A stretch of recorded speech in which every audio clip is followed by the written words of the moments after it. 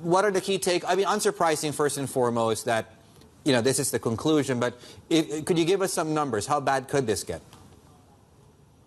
Well, I highlight 5 developers which has been previously regarded as a high quality.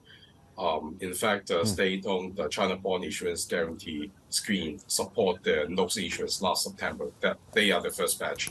I'm talking about Country Garden office is the center of the storm, followed by Long 4, CZN, CFI, and finally Media Real Estate. Not all of them are in bad shape, but at the very least, Country Garden, you see their bond prices, you see the sales slump in July, which is a very bad sign. I see also bonds for Long 4 and CZN, they also fell quite a bit from mid-June. So they have been borrowing on an aggregate basis 450 billion won.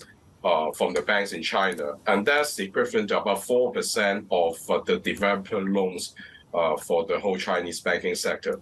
And if you try to look at the average NPL ratio for the whole banking sector, it's like about 1.6%.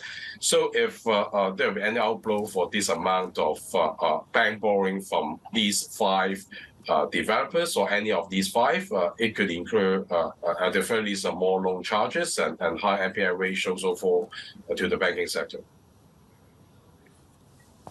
Okay, so understood. So I'm just to recap that too. So it's quite a big amount. 5 developers, 63 billion in loans. Now, Francis, part of your piece also talk about how banks could come in and support some of these developers, and that we should not misconstrue support, things like credit lines, for example, as a bailout. Talk about that a little bit more.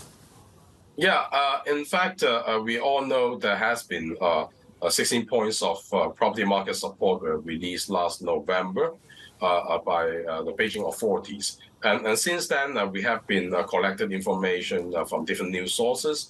There have been an aggregate 4.8 trillion won, RMB, of credit lines signed off from different banks to developers, potentially more to the state-owned and stronger private developers, with Country Garden as one of the names.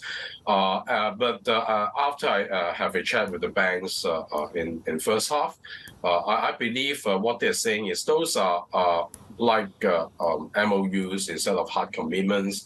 And obviously, even if any credit lines have been signed for those developers, any of the loans will be released on a project-on-project basis, and it will be subject to an overall evaluation of the whole corporate. So that would be one of the problem I'm seeing. That may not be a bailout. Yeah.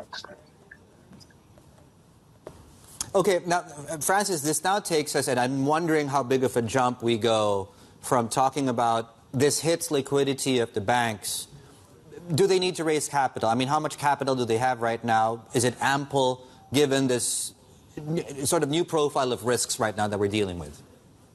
Yeah, well, luckily, we are not up to that point yet. Well, we do some calculations, and 6 state banks, like the largest ones listed both in the Asia and Asian markets, ICBC, CCB alike, they have a total of 3.3 trillion RMB of excess capital over the minimum regulatory requirement. And even for 4 other joint stock banks led by China Merchants Banks listed in both markets, they have about 500 billion of excess equity capital. So that could be a strong buffer against potential defaults from the property sector in near term. But if there will be a bigger blowout or more spill over to the whole sector, we need to reevaluate the situation.